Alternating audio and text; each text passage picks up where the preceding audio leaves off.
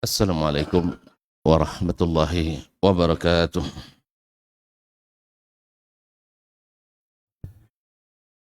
Alhamdulillahil wahidil qahar, al-azizil ghaffar,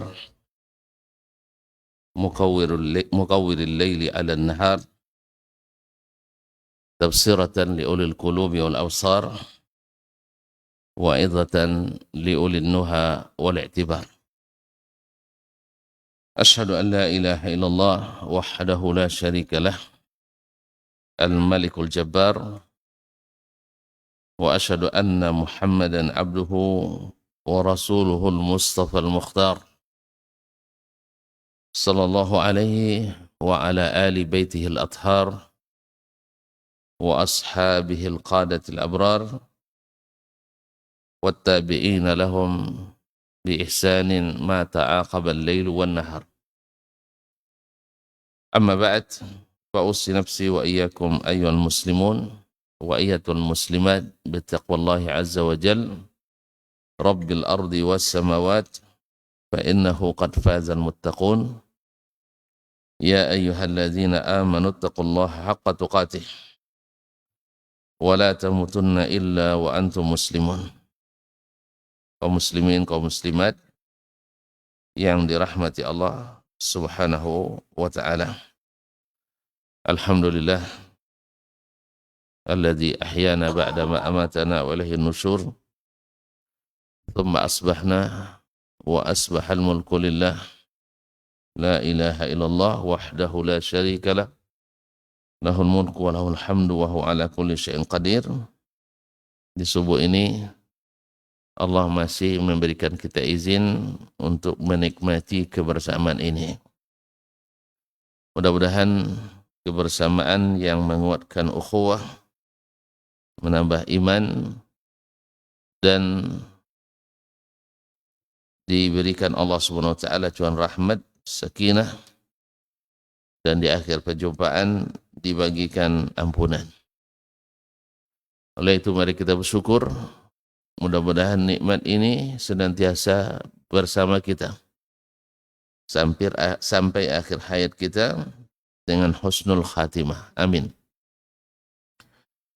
Salawat dan salam kepada baginda Nabi alaihi salatu wassalam, yang memang bila disebut namanya tak patut kita tidak bersalawat dan salam kepadanya.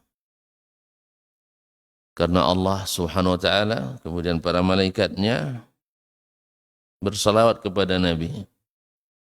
Maka Allah perintahkan pula kita untuk bersalawat kepadanya. Innallaha wa malaikatahu yusalluna 'alan nabi ya ayyuhalladzina amanu sallu 'alaihi wa sallimu taslimah.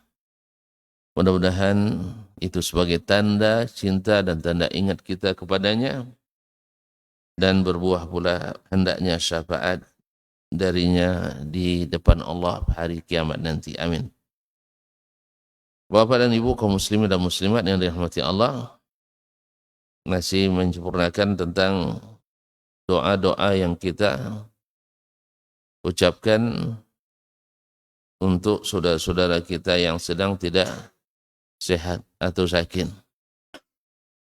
Pada pertemuan ini sebelumnya sudah kita sebutkan pula bahwa sakit itu adalah menyucikan, dan sakit itu adalah lambang kebersamaan, di mana salah satu dari anggota kita sakit, kita pun ikut merasakan.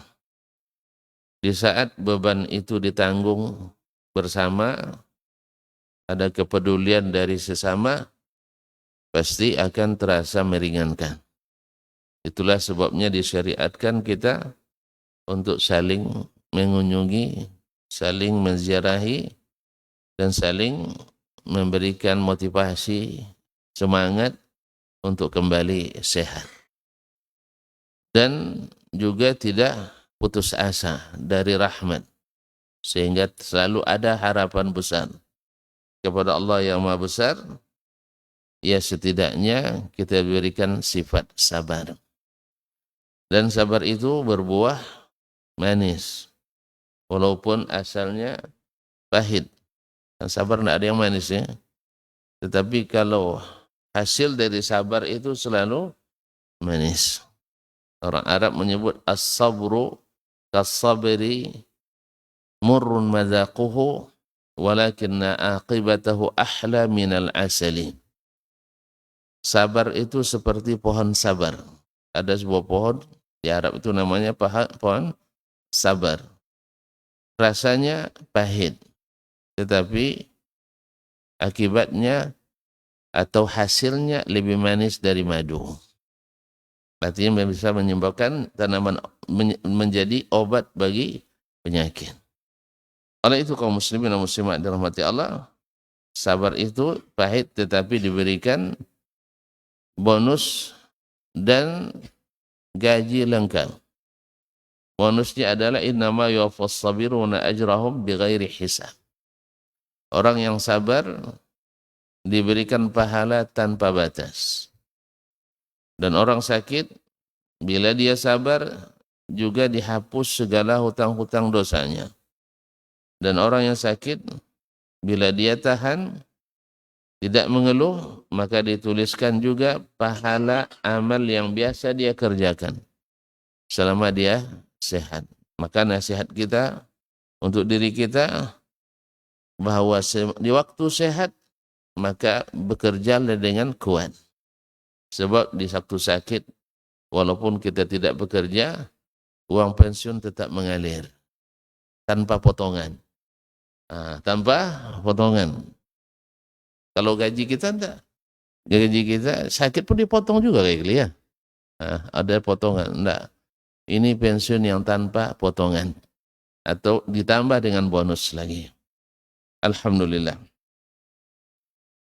Kemudian di antara adab yang disebutkan pula oleh para ulama berdasarkan yang diriwayatkan dari Nabi SAW seperti yang dapat dalam kitab Al-Adabul Mufrad yang diriwayatkan dari Ibnu Abbas radhiyallahu taala an, bahwa Nabi SAW bila berkunjung ke orang sakit duduk di dekat kepalanya atau di samping kepalanya.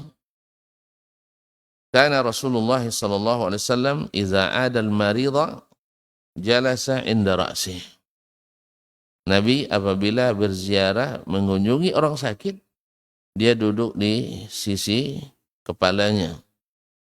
Thumma qala sab'a mirar. Kemudian beliau berdoa 7 kali. As'alullah al-azim Rabbal arshil azim ay yashfiyak. As'alullah al-azim Rabbal arshil azim ay yashfiyak. Pendek ya? Masih sudah hafal kan? Sekali dengar kan sudah hafal. Kalau orang Arab kan sekali dengar langsung hafal. Orang kita langsung lupa. Makanya pertanyaannya masih lupa ya? Itu. Kalau orang Arab tanya masih hafal, kalau kita tanya masih lupa. Kan as'alullahal azim. As'alullahal azim Rabbal arshil azim ay yashfiyak. As'alullahal azim Rabbal arshil azim ay yashfiyak. Kita ulanglah 7 kali ya biar hafal ya. Ya, satu. As'alullahal azim Rabbal arshil azim ay yashfiyak.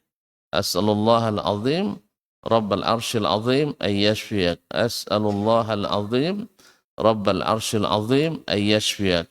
As'alullah al-azim Rabbal arshil azim ay yashfiyak. As'alullah al-azim Rabbal arshil azim ay yashfiyak. As'alullah al-azim Rabbal arshil azim ay yashfiyak. Sudah hafal? Sudah? Masya Allah. Hebat tuntun, Masya Allah. Orang kadang sampai 10 belum hafal. Ini baru 7 sudah. Alhamdulillah. Semoga Allah tetap. Dan ini akan lebih kuat lagi bahwa ketika setiap ada orang sakit kita ulang-ulang membacanya. Seperti doa Allahumma rabban nas azibil ba's fashfi anta syafi la shifaa'a illa shifaa'uk shifaa'an la yughadiru saqamah. Kan hafal rata-rata kan? Alhamdulillah. Jadi kaum muslimin dan muslimat dan dirahmati Allah, Nabi sengaja duduk dekat kepalanya karena di situ adalah lebih mudah berkomunikasi dengannya.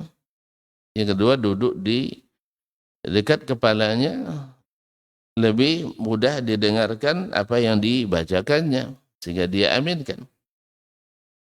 Sebagaimana akan disebutkan bahwa atau sudah disebutkan sebelumnya, katakan yang baik-baik atau setelahnya katakan yang baik-baik karena malaikat saat itu mengaminkan. Malaikat saat itu mengaminkan doa orang yang sehat untuk orang yang mengunjungi orang yang sakit tersebut. As'alullah al-azim, aku memohon kepada Allah yang maha agung, yang maha besar. Rabbal arsyil azim, Rabb yang memiliki arasy yang besar. Kalimat al-azim di sini bisa sifat bagi arasy, bisa juga sifat bagi Allah Subhanahu wa ta'ala. Sifat bagi arasy karena memang makhluk Allah yang paling besar adalah Arsyur Rahman. Makhluk Allah yang paling besar adalah arasy. Arasy itu ibaratnya langit yang 7 lapis itu dengan arasy kalau ditempelkan ke 7 seperti mata uang itu ditempelkan 7 buah di sebuah perisai. Atau perisai apa namanya? Yang dipakai orang berperang? Tameng ya, tameng. Jadi langit yang 7 lapis yang besar itu, langit besar ya Pak ya? Hah? Pernah diukur? Enggak ya? Ada orang mengatakan langit itu enggak ada katanya. Yang ada adalah batas pandangan manusia. Kalau batas pandangan manusia 5 kilo coba aja. Coba naik ke atas 5 kilo, udah terbentur langit. Jadi orang bicara tanpa ilmu itu mudah. Bicara tanpa ilmu. Cuma enggak apa-apa. Karena memang dia belum pernah ke langit. Nanti kalau udah ada naik ke langit, tahu dia ditolak jasadnya nanti. Arwahnya nanti. Iya kan? Iya. Nabi kita alaihi salatu wassalam yang berangkat ke langit. Terus ada katanya langit tuh. Ada kata Nabi, langit itu ada, bukan batas pandangan ya. Buktinya Nabi ketika Mi'raj, sebelum masuk ke langit pertama, minta izin enggak? Kalau batas pandangan, ada batas izin. Kemudian ada pintunya. Berapa banyak hadis yang mengatakan, bahkan Al-Quran mengatakan, ada pintu langit, batas pandangan ada pintu. Makanya kadang-kadang orang pintar tuh kalau tidak berilmu kayak keblinger kata orang Jawa ya, seperti tidak berakal. Yarhamukallah. Makanya akal saja kalau diperturutkan bisa membuat orang seperti tidak berakal, bahkan hilang akal. Maka tidak jarang ahli filsafat ujung hidupnya adalah gila. Sah? Gila. Demikian juga kalau ilmu perasaan. Kalau diikutkan perasaan, banyak ahli tasawuf, sufi yang ujungnya gila. Ya Pak? Jadi ilmu kira-kira, ilmu rasa-rasa, banyak yang bikin orang tergila-gila atau gila. Makanya supaya selamat, disebutlah saking tinggi pemikirannya, miring otaknya. Mana ada pikiran kalau sehat yang bikin miring? Mana ada perasaan yang kalau sehat yang bikin gila? Mana ada cinta kepada Allah yang bikin gila? Maka catat, dulu sudah pernah saya katakan, semua cinta yang bikin gila, semua cinta yang bikin gila, cinta janda. Semua cinta yang bikin gila, cinta ilegal. Cinta ilegal. Masih lupa ya? Nah, bukan masih ingat, masih lupa. Coba Orang yang pernah gila gara-gara cinta. Pernah tonton dengar? Ada? Siapa contohnya?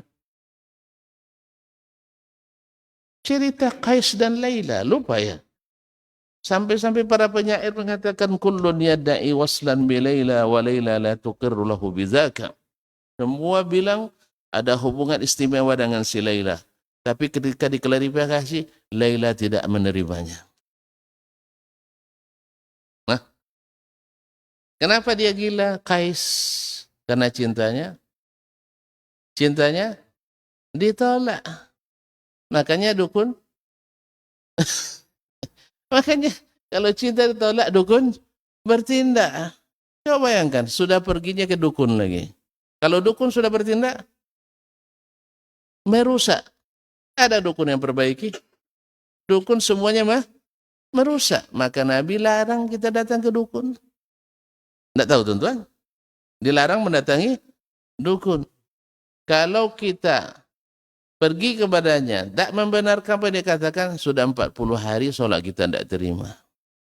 Tapi kalau kita benarkan dusta yang dia katakan, hilang agama kita. Makanya jangan biarkan. Makanya tanda semua yang ilegal, makanya turunannya ilegal juga. Oleh sebab itu jangan cinta ilegal. Karena cinta ilegal bikin gila. Contoh, talak 3 jatuh, sayang pun tiba. Dah hilang aja. Kalau hilang bagus lah itu. Kalau pas talak 3 jatuh, hilang cinta, itu bagus, aman. Yang parahnya itu, talak 3 jatuh, sayang pun tiba. Nah, kalau lah sayang, balik bisa? Talak 3 masih bisa balik? Terus gimana? Itulah yang memanjik batang dodok tu bang. Itu masih. Itu talak 3 jatuh, sayang pun tiba. Kenapa dia tergila-gila? Karena cintanya ilegal. Masih boleh mencintai janda kita? Masih boleh mencintai janda kita setelah talak 3? Jangan harap. Kecuali dengan satu cara. Dia nikah dan sudah hidup bersama istri dan cerai lagi. Itu pun harus nunggu iddah pula. Kalau sempat dia jatuh talak ini sampai iddah, rujuk lagi. Besok ditolak lagi, rujuk lagi. Dah beban belum juga cerai dia. Itu yang keluar lagu tu. Barana ampe. Itu barana ampe. Lanjut. Ganda nanti juga. Sampai beranak 4 berapa tahun tuh. Kalau orang sekarang anaknya 1, nomor 1, nomor 2 10 tahun setelahnya. Itu 5 tahun setelahnya. Kalau beranak ampe 20 tahun. Nunggu lagi suaminya cerai. Jadi makanya jangan cinta yang ilegal. Termasuk cinta pada Allah. Kalau sampai gila, saya pastikan cintanya ilegal. Saya pastikan cintanya ilegal. Enggak, karena dia berzikir. Ya zikirnya zikir karangan. Karena tidak ada zikir yang diajarkan Rasulullah SAW yang bikin orang gila.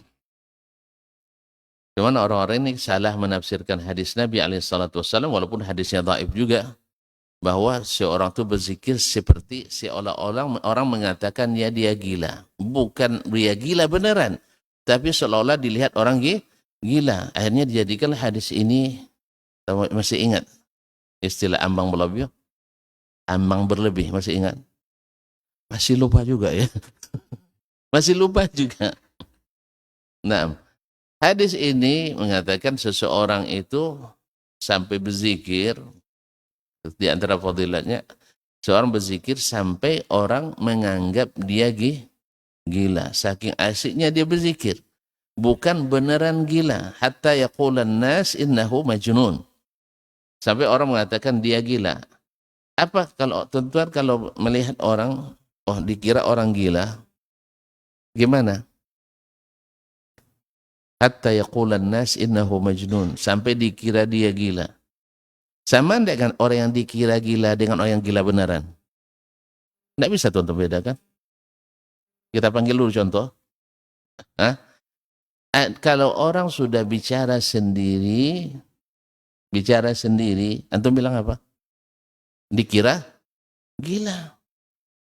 Jadi berzikir dia sendiri, sampai dia tidak peduli dengan sekelilingnya, seolah bicara pada seseorang, tapi dia bicara tidak pada seorang, tapi ya Allah, sampai orang mengiranya gila. Tapi kalau yang gila beneran, tidak tahu. Tahu kan? Seperti wali majzub itu gila beneran, bukan dikira gila, tapi gila beneran. Jadi maksud hadis bukan yang seperti itu. Kalau hadisnya pun sahih, terhadap hadisnya juga mungkar. Karena di situ ada rawi yang tidak diketahui. Jadi walhasil kaum muslimin dan muslimat, ini namanya ambang balawio yang dititi orang. Masih lupa aja istilah ambang berlebih? Saya ulang lagi, tidak masalah. Nah, saya ulang lagi. Nah, ini dua tema ya. Ambang berlebih, yaitu dulu rumah orang rumah panggung. Masih ingat?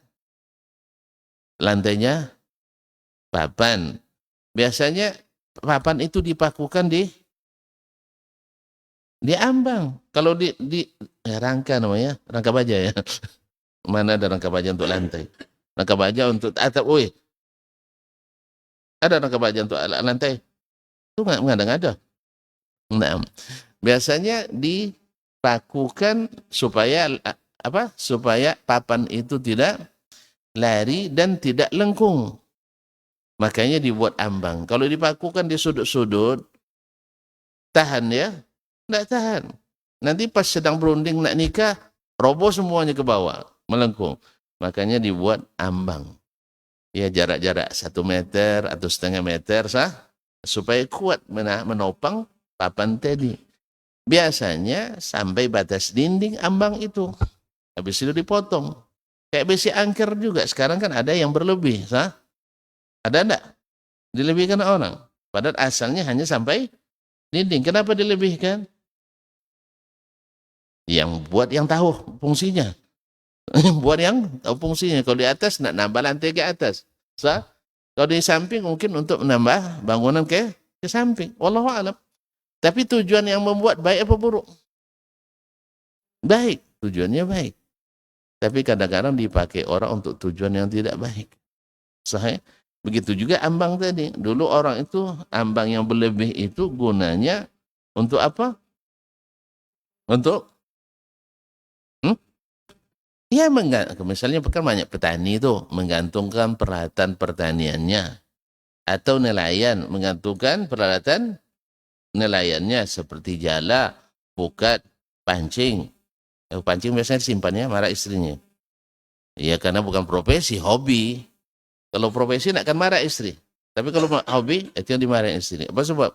Karena lebih sayang lagi dia berdua dengan pancingnya daripada dengan istrinya. Kalau pancing tuh 2 hari aman aja. Duduk dengan istri 2 jam, kelahi aja. Akhirnya cari solusi dengan pergi mancing. Bisa dengan istri 2 hari. Dari pagi sampai sore tidak kelahi. Hah? Coba yang sudah pengalaman. Kayaknya susah ya. Tapi kalau dia pancing, makanya dia pilih mancing. 2 hari. Libur dari Sabtu sampai Ahad pergi mancing. Kenapa tidak di rumah? Karena harus libur bersama keluarga. Di rumah ribut. Ribut. Makanya hati-hati. Jangan sampai ribut di rumah. Baik. Nah, ambang tadi gunanya untuk yang baik.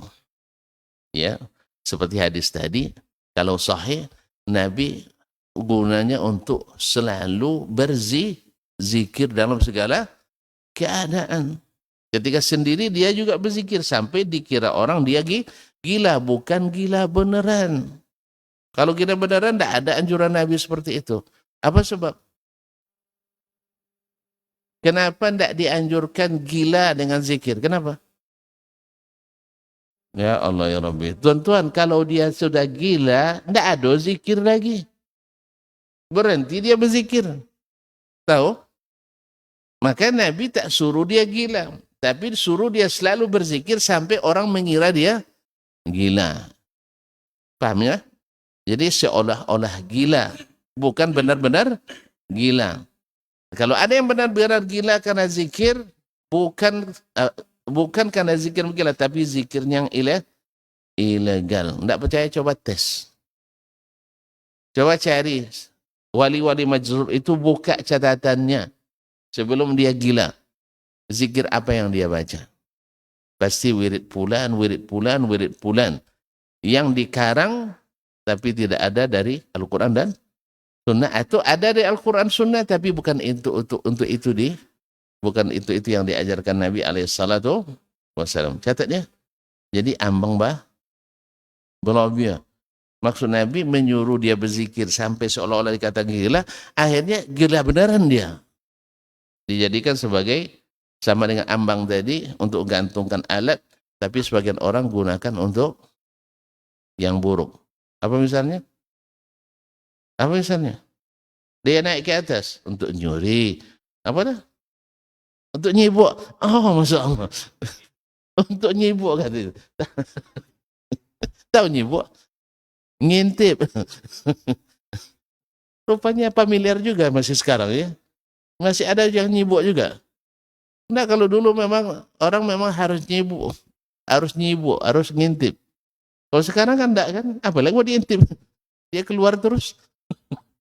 Ya sekarang apalagi mau diintip, dia keluar juga kayak pakaian tidur juga keluar, enggak apa diintip lagi. Ternyata masih ada juga yang nyibuk sekarang ya. Ini kaum muslimin. Jadi orang gunakan untuk yang tidak baik. Jadi hadis mungkin ada, tapi dimaknai dengan makna yang tidak pada tempatnya. Zikir memang ada, tapi dibaca bukan pada tempatnya atau dengan cara yang tidak disyariatkan. Kembali ke sini kaum muslimin dan muslimat dirahmati Allah SWT.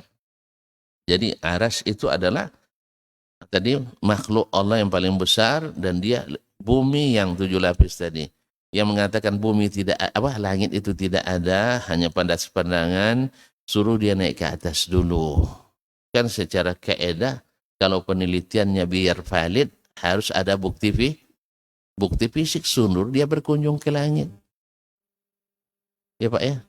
Kan gitu, penelitian baru diterima kalau informasinya valid. Maka kita tanyakan suruh dia buat SPPD ke langit. Kan Anda peneliti, Anda profesor, kan Anda profesor yang bilang gitu. Anda profesor, coba buat penelitian ke langit. Apakah benar pandangan saja atau memang ada langit itu 7 lapis. Yang di atas malaikat juga memberitahu bahwa langit itu ada zatnya, ada hakikatnya.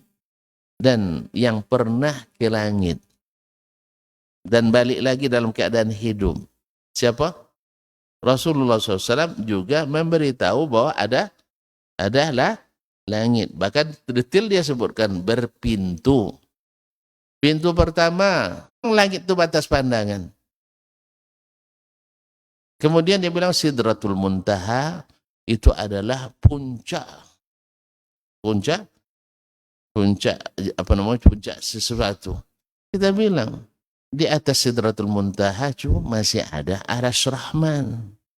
Berarti bukan puncak. Makanya orang tak berilmu kalau bercakap seperti orang, nah itulah gila pemikiran. Makanya Nabi kita alaihissalatu wassalam yang pernah ke atas, berarti penelitian Nabi mana lebih akurat dari penelitian sang profesornya? Nabi, jangan-jangan ini plagiasi juga profesornya barangkali. Jangan-jangan plagiasi. Pemikiran-pemikiran yang tidak berdasarkan ilmu yang jelas. Ma'asyiral kiram. Jadi arsy langit tadi itu baru jarak langit. Ketebalan satu langit. Oh, ke jarak pandang lagi ya. Ada ketebalan jarak pandang antum sampai 400 tahun perjalanan. Enggak juga ya. Nah, makanya Allah tantang jin dan manusia untuk menembus langit. Tapi sanggup mereka? Sanggup mereka? Enggak, tapi kalau menembus jarak pandang? Ya ma'syaral jinni wal insi in istata'tum an tanfudhu min aqtaris samawati wal ardi fanfudhu la tanfuzun illa bisultan. Illa bisultan. Kalau kalian sanggup, silakan tembus. Sudah ada yang sudah bisa menembus langit. Kalau menembus jarak pandang, berarti kita sudah menerima tantangan ini semuanya. Bahwa kita sudah menembus jarak-jarak pandang. Berarti rata-rata kita sudah pernah naik ke langit ke-7. Sudah sampai ke Sidratul Muntaha. Orang begini apa namanya nih? Wali majrub. Wali majrub. Ini sudah diambil akalnya yang sehat. Tinggal akal sakit. Nasallallahu alafiyah. Jadi namanya kalau bahasa kami itu lah becaco. Itu becaco. Nyerocos. Tahu nyerocos? Nggak jelas bicaranya. Nah, hanya berdasarkan ini saja. Dia katakan itu Sidratul Muntaha puncak paling atas. Padahal di atas masih ada arsy. Berartilah salah di situ. Dia bilang tidak ada langit, yang ada adalah batas pandangan. Baik, berarti kita semuanya sudah menembus batas pandang. Berarti kita sudah sampai ke langit ke-7. Akhirnya mukjizat Isra Mi'raj nggak ada lagi. Berarti lebih jauh Baitul Maqdis daripada berarti Baitul Maqdis lebih jauh dari. Kalau batas pandang makna langit itu 7 lapis, berarti batas pandang 7 lapis. Makanya saya tanya, batas pandang kita maksimal berapa? Yang ahli lah weh. Berapa? 10 kilo. Anggaplah ada yang bisa melihat sampai 10 kilo? Kayaknya enggak ada lah. Iya. Biasanya jarak pandang aman kalau naik pesawat itu 4.000 ya. Iya, minimal 2.500 meter, bukan kilometer, meter jarak pandang. Berarti kalau begitu nanti matahari di atas langit langit ke-7. Nah, kalau gitu seringlah kita nanti bertabrakan sama ini. Makanya banyak orang yang auzubillah ya berani mengatakan sesuatu padahal hanya dengan sedikit saja berpikir tahu kita kebatilannya. Tahu kebatilannya. Cuman yang ngangguk-ngangguk banyak juga. Sebab yang mendengar tidak lebih berpikir dari yang berbicara. Itu masalahnya. Makanya kalau tidak berilmu, takicu dengan barang sejelas itu bisa tertipu. Oleh sebab itu, maka kita harus selalu di majelis ilmu. Walaupun kita sudah tahu. Walaupun kita sudah tahu. Karena banyak hal-hal lain. Seperti kata murid Imam Asy-Syafi'i, Rabi' bin Sulaiman Al-Muradi. Saya baca kitab Ar-Risalah bersama Asy-Syafi'i, Syafi'i pengarangnya, sampai 50 kali. Di riwayat Ibnu Asakir disebutkan sampai 500 kali. Anggaplah 50 kali dulu. Kita sudah tamat berapa kali? Kayaknya enggak ada ya. Yang tamat kitab oleh kita 1 kali aja sampai selesai, enggak pernah absen. Ada enggak ya? Tapi itu hebat pula menjadi pewaris Imam Syafi'i. Yang jadi pewaris Imam Syafi'i pula mazhab Syafi'i. Padahal belajar di awal semester sekali, di akhir semester ujian. Tiba-tiba sudah jadi alim Syafi'iyah. Jadi ulama yang mazhab Syafi'i. Auzubillah. Kaum muslimin dan muslimat dirahmati Allah. Makanya banyak tidak tahu tentang Syafi'i tapi menisbatkan pada Imam Syafi'i. Jadi model-model begini banyak. Yang cerdas. Saya tidak sangkal. Orang ini pasti cerdas karena dia berpikir. Tetapi tidak berilmu. Makanya ngomongnya ngelantur ke sana kemari tanpa ilmu. Nasallallahu alaihi wasallam. Baik, kaum muslimin dan muslimat, berarti arsy itu langit itu yang tebalnya 400 tahun perjalanan, jarak dari 1 ke 1 500, riwayat lain mengatakan 700 tahun perjalanan. Itu besar apa kecil? Mana yang besar, langit pada bumi? Hah? Enggak salah. Enggak salah, saya punya bukti kenapa langit lebih besar dari bumi. Hah? Enggak tahu tuan-tuan. Buktinya di bumi banyak orang berkelahi. Gara-gara tanah. Enggak pernah ada berita di langit malaikat Itu tandanya di sini sedikit, kecil. Kan ya? Ini kalau banyak, kelahi juga orang? Hah? Kelahi juga sih? Ayo loba tuh. Ini memang karena di sini sedikit. Buktinya pemerintah khawatir bumi tak siap menampung kita. Maka dibuat program yang menyiksa kita. Yaitu MBG dong. Apa namanya? Yang melarang orang beranak itu apa namanya? Keluarga bencana. Apa? Keluarga bencana. Nah, itu keluarga bencana. Karena Allah kalau alasannya bumi tidak cukup, alhamdulillah sampai sekarang tanah tidak habis-habis, cuma diambil oleh orang. Itu masalahnya. Satu orang memiliki jutaan hektar. Sah? Secara ilegal tapi formal. Nah, ilegal tapi formal. Sah? Nya dibilang ilegal, salah juga, ada izin-izinnya. Tapi kalau diteliti kembali, ternyata tidak lengkap syaratnya. Tapi izinnya keluar juga. Setelah ditemukan, hilang pula ditelan. Iya, hilang. Nah, Allah musta'an. Kalau tidak orangnya hilang, kasusnya hilang. Ya kalau gitu nikmati aja lah.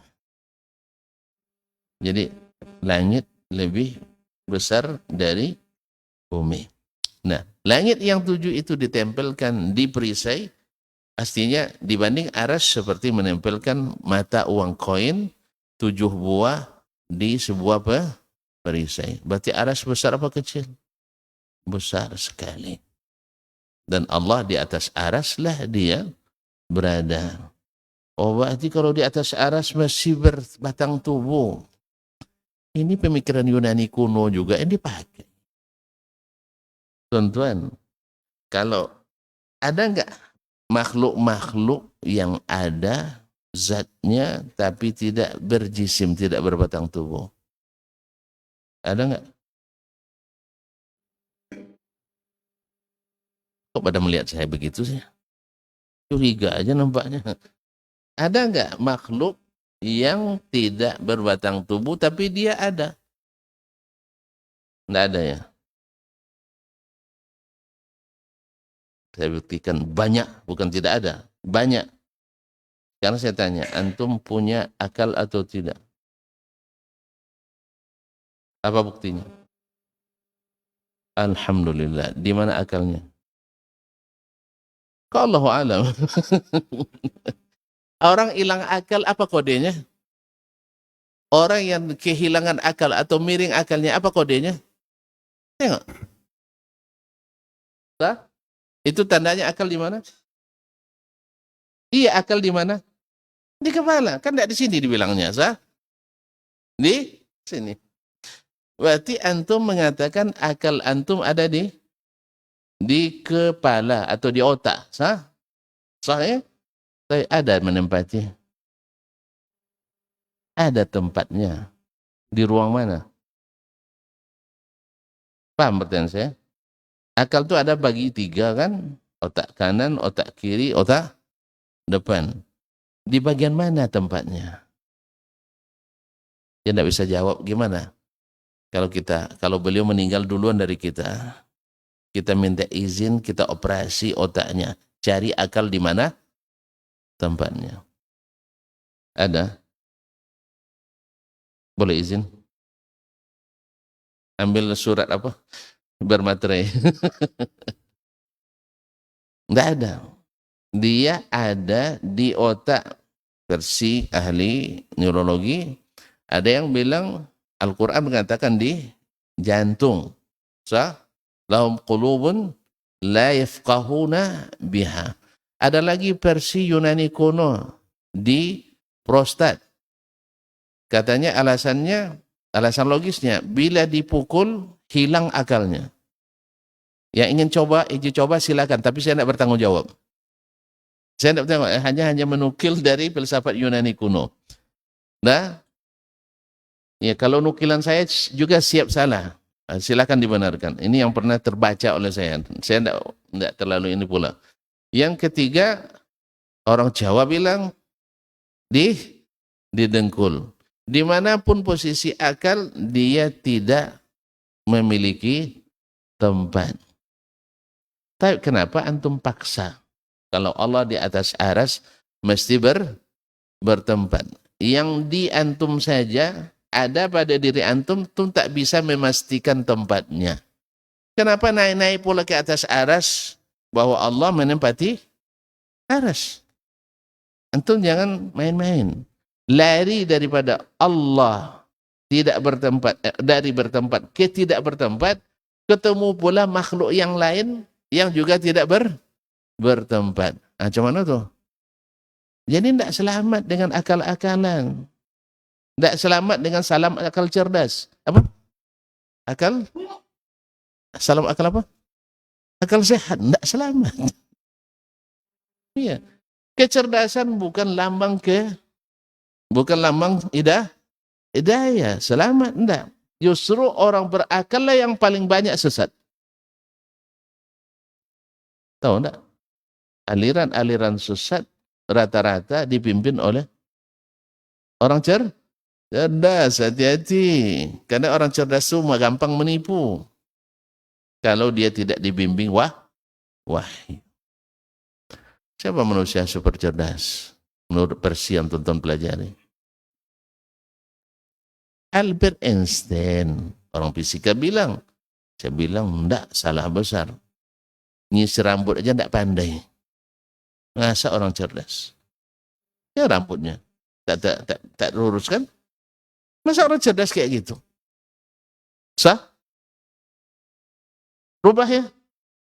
Yang paling cerdas itu adalah Sayyidul Anbiya wal Mursalin, Nabi Muhammad sallallahu alaihi wasallam. Manusia yang paling ahli berpikir. Dia bilang Acuaris. Acuaris mana?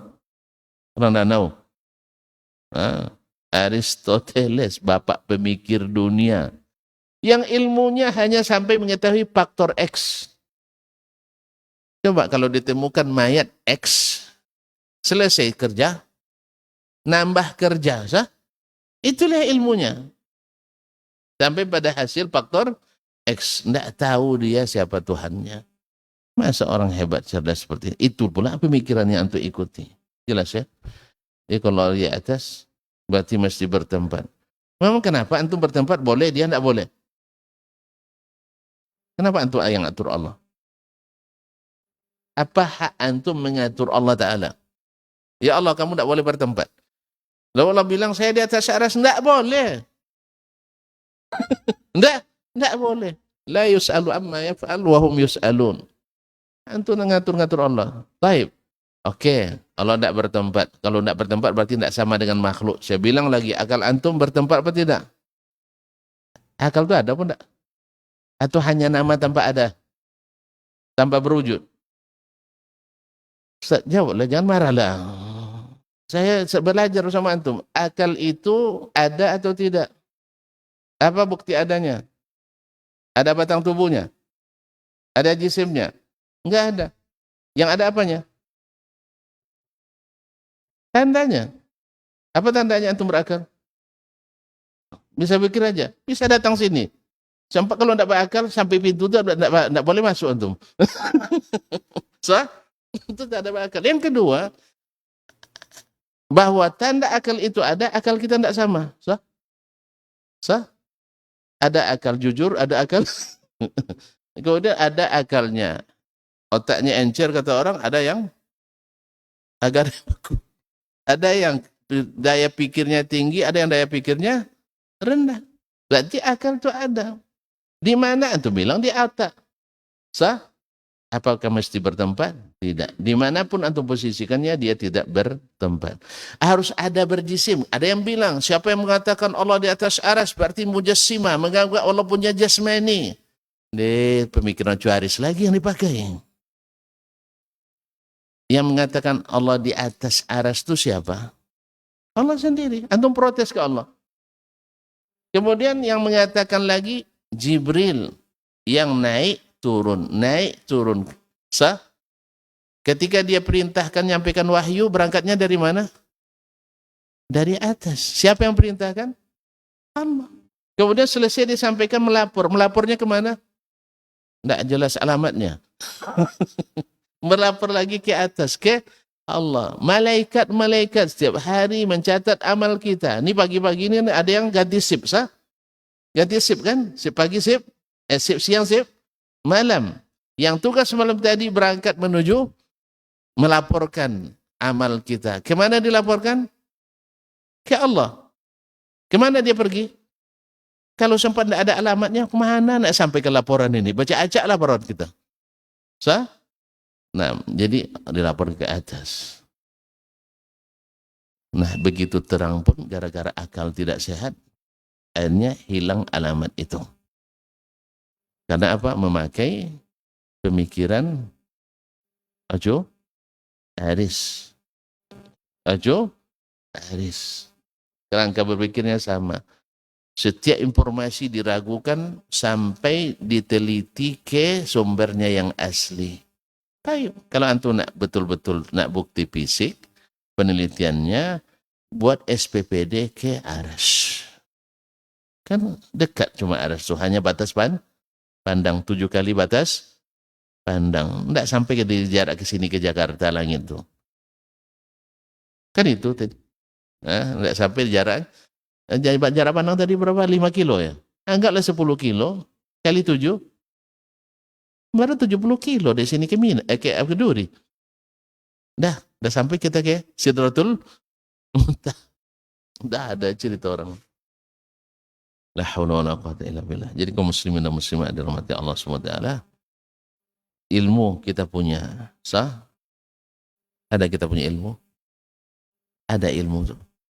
Di mana disimpan? Nah, lebih pelik lagi. Di akal, sah?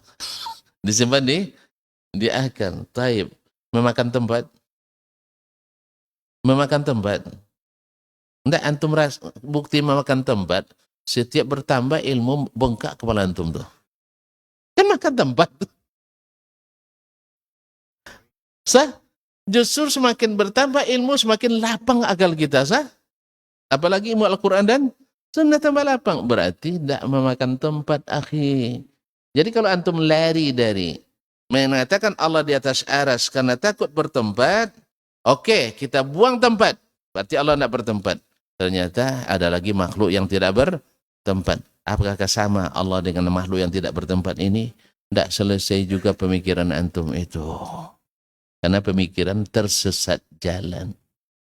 Maka orang sesat itu kemanapun dia pergi sesat juga. Tapi kalau orang yang dapat hidayah, enggak. Kita tinggal mengatakan Allah di atas. Iya, siapa yang bilang? Allah yang memang di atas. Siapa yang bilang? Jibril yang bolak-balik turun naik ke atas. Yang bilang Nabi Muhammad yang juga pernah ke atas. Selain yang menolak Allah itu di atas, hanyalah orang-orang bawah saja tidak pernah ke atas. Sah? Siapa yang katakan itu? Mu'tazilah. Wasil bin Atha, pernah dia naik ke atas? Jangan-jangan ketika mati kemarin tidak diterima ruhnya ke atas. Sah? Sahih. Nah, yang mengatakan itu siapa? Al-Jahmiyah, Jahm bin Safwan. Pernah dia ke atas? Tidak juga. Ketika mati kemarin ruhnya entah diterima entah tidak, wallahu alam. Sah? Karena kalau ruhnya tidak sehat, busuk. Kalau busuk, langit tak terima yang busuk-busuk. Terima yang harum. Nah. Kemudian Abdullah bin Sa'id bin Kullab, Al-Karramiyah, pernah mereka naik ke atas? Tidak. Kemudian Abul Hasan Al-Ash'ari, menurut klaim orang sekarang, padahal beliau sudah kembali kepada akidah Al-Quran dan Sunnah menurut As-Salafus Salih. Tidak takwil, tidak tafwid. Baca bukunya. Cuma ketika dibaca bukunya dia sudah dirubah-rubah oleh Wahabi. Masya Allah, Wahabi memang tukang rubah-rubah buku. Tidak ada kerjaan mereka. Sehingga semua buku dirubahnya. Kalau ada yang salah cetak 2, 3 sampai ratusan, itu adalah biasa terjadi di dunia penerbitan. Kalau dibaca ini, Nanti akan kita temukan lebih banyak lagi sampel orang-orang non-Wahabi merusak buku. Jadi tuduh orang, awak buat lebih dulu. Maling teriak, maling. Akhirnya yang ditangkap, yang melapor. Paham? Maling teriak maling, yang ditangkap, yang melapor. Jadi yang melapor jadi terlapor. Semoga tidak terjadi. Kaum muslimin dan muslimat dirahmati Allah SWT. Jelas ya? Jelas so? Sudah terang kan? Kalau terang, pulang kita. Ya, iya di dalam sudah terang kajinya, di luar sudah terang cahayanya. Jadi meninggalkan tempat dengan segala hormat. Nah, doa tadi dibaca oleh Nabi 7 kali, dan ketika katanya di ujung hadis Nabi katakan, fa in kana fi ajalihi ta'khirun, kalau ajalnya masih ada, insyaallah Allah sembuhkan. Ufiya min wajahi, akan disembuhkan. Tapi kalau ajalnya sampai, fa inna lillahi wa inna ilaihi raji'un. Kita sebagaimana usaha yang bersifat fisik dilakukan, dan usaha yang bersifat psikis juga tak kita tinggalkan. Dan yang paling menentukan adalah takdir Allah Subhanahu wa ta'ala. Kalau takdirnya dia sehat, kita sudah punya andil untuk mengusahakan dia sehat dengan doa. Dan kalau seandainya dia meninggal, alhamdulillah kewajiban kita sudah kita laksanakan. Ibaratnya dokter mengobati dengan penuh hati, dia sudah berpahala. Ternyata tidak selamat juga. Jangan sembarang tunggu mal praktek.